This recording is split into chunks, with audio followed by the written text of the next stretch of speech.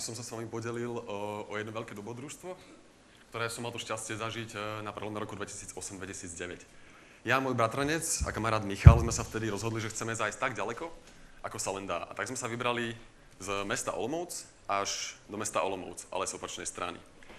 Zobrali sme so sebou aj spoločníčku, 40 rokov starú MBčku, ktorú sme si nazvali Julia. Čo sa mi vlastne na tejto ceste prihodilo, čo som si z nej odniesol a čo pre mňa znamenalo, tak o tom by som vám chcel niečo povedať v nasledujúcich pár minútach. Dovolte teda, aby som začal, ako sa patrí, teda od konca. Píše sa 11. máj 2009 a k českým západným hraniciam sa kodrcá polorozpadnutá MBčka. Je trochu zmenená, aj my sme zmenení.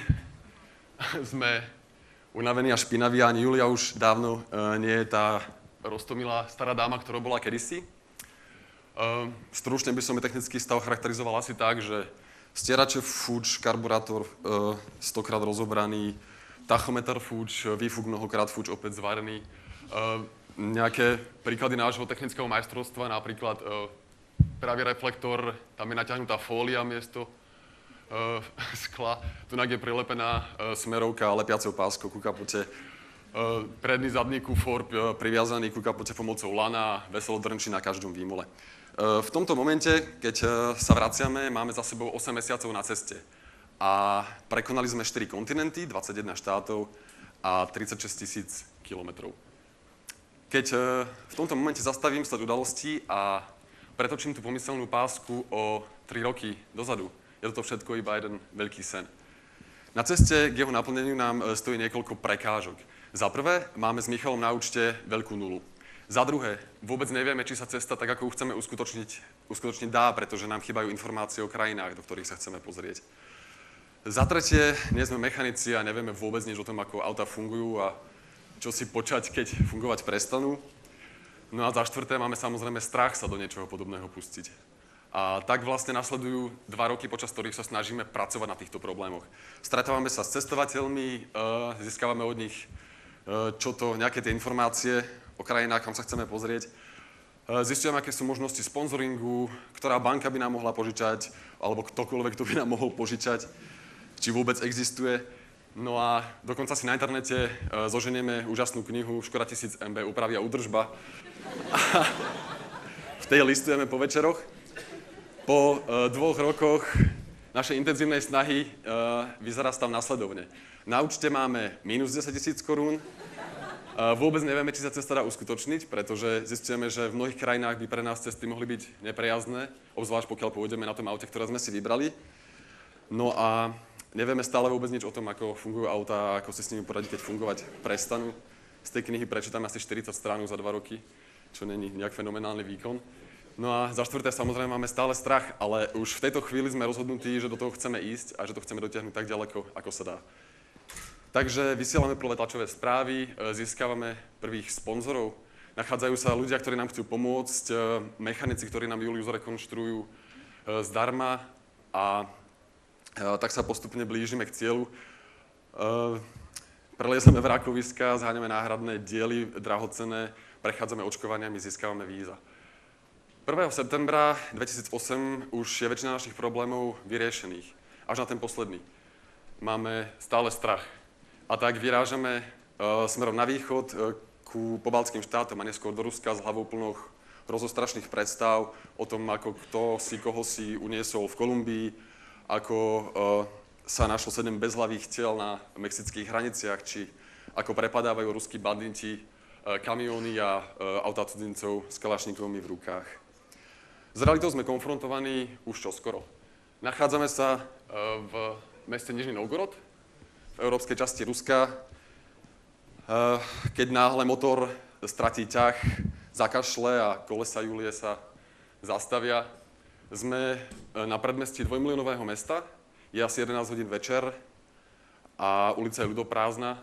Z priľahlého parku sa ku nám pomaly blíži niekoľko tmavých siluét a v tejto chvíli si s Michalom hovoríme, že tak teraz sme fakt v probléme. A našťastie nič nie je zas tak zlé, ako sa to zdá na prvý pohľad. Z siluet sa nakoniec vyvrbí niekoľko študentov, tí nám pomôžu Juliu dotlačiť na najbližšiu benzínku a zastavia sa za nami na druhý deň. Zatiaľ, čo my teda listujeme v knihe Opravy údržba Škoda 1000 MB, tak jeden z nich, študent Valér, sám diagnostikuje problém, je to karburátor, vymontuje ho, potom prichádza kamionista, ktorého zaujíma auto, ten karburátor prefúkne pomocou ručnej pumpy a policajt Ilia nakoniec všetko dovrší pomocou technického benzínu, ukáže nám pár trikov a tak za niekoľko hodín už zase motor Julie týka ako hodinky a ja si zapisujem do svojich poznámok v ten večer, že každý Rus je tak trochu mechanik.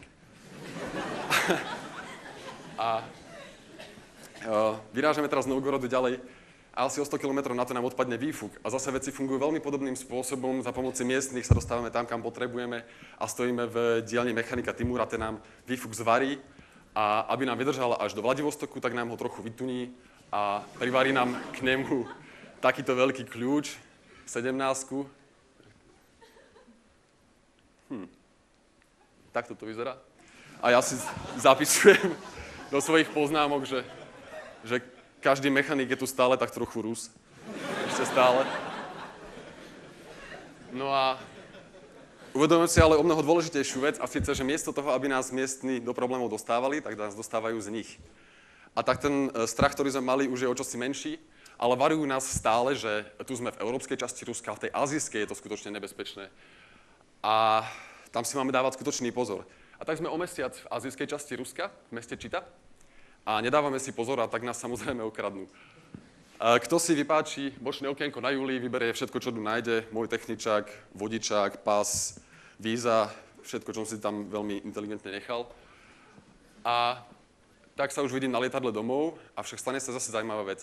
Naši hostitelia nejakým spôsobom docelia, že všetky miestne televízie, všetky rádia vysielajú o nás správu, o tom, čo sa nám stalo, vysielajú výzvu, aby zlodej doklady vrátil, zapojí sa súkromná detektívna agentúra v Čite, policajti, všetci sú zalarmovaní a tak sa stane malý zázrak a ešte v ten večer máme doklady naspäť, kto si ich podstrčí pod bránku do dvora našich hostiteľov. No a čo je zaujímavé na tej historke je, že okrem tých dokladov, ktoré vrátil, sa náš páchateľ ešte obohatil o 10 litrov oleja, štikátko na nechty a igelitku plnú smetí. Takto by som vám mohol niečo povedať o každom z týchto bodov, ktoré vidíte na mape. V každom z tých bodov sa niečo pokazilo, čo je mimochodom aj odpoveď na otázku, či je dobré ísť na MBčko okolo sveta. Keď sa na tie body dívam, tak mi to pripomína tú detskú hru, ktorú určite poznáte, spojovačku, kde spájate jednotlivé body, aby ste získali výsledný obraz. A je to aj pre mňa niečo podobné, pretože toto sú tie body, z ktorých som si ja poskladal obraz sveta počas tej cesty. A keď sa naň dívam, nevidím iba body, kde sa niečo pokazilo, alebo kde sme sa dostali do problémov, ale vidím aj body, kde sme stretli tých najlepších ľudí. A tak ten výsledný obraz, ktorý vidím, nie je obraz sveta, ktorý je plný nebezpečenstiev, ale sveta, ktorý je veľmi priateľský, o mnoho priateľskejší, než som si pôvodne myslel. A chcel by som vám tú mapu ešte raz ukázať z trochu iného uhlu pohľadu. Dnes som si ju sem zobral so sebou preto, že mi veľmi pripomína inú mapu, ktorá visela nad mojou postelou, keď som bol ešte chlapec v mojej detskej izbe.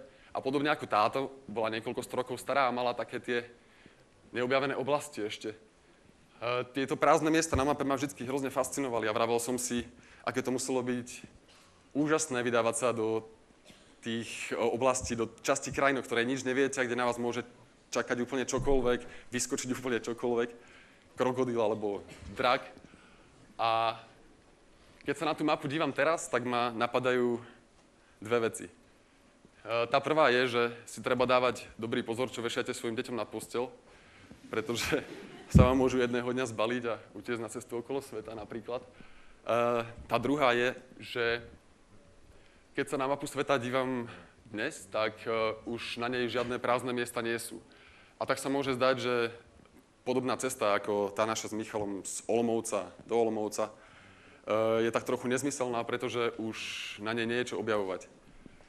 Myslím si ale, že to nie je pravda, pretože ten svet, ktorý zakreslil do map Magaliež alebo Kolumbus, už predsa dávno nie je tým svetom, ktorý sme na našej ceste videli my. A svet, ktorý sme videli my, už dávno nie je tým svetom, ktorý by ste videli vy, keby ste sa vydali na cestu napríklad zajtra. A preto si myslím, že má stále zmysel svet objavovať a objavovať ho aj pre seba, pretože aj svet, ktorý som videl ja, nebol ten istý, ktorý videl Michal. A tak si myslím, že svet má zmysel objavovať stále znovu a znovu a znovu, pretože sa stále mení. A ako lepšie, alebo ako bezprostrednejšie, než na vlastnej koži a ako krajšie, než na vlastné oči. Ďakujem.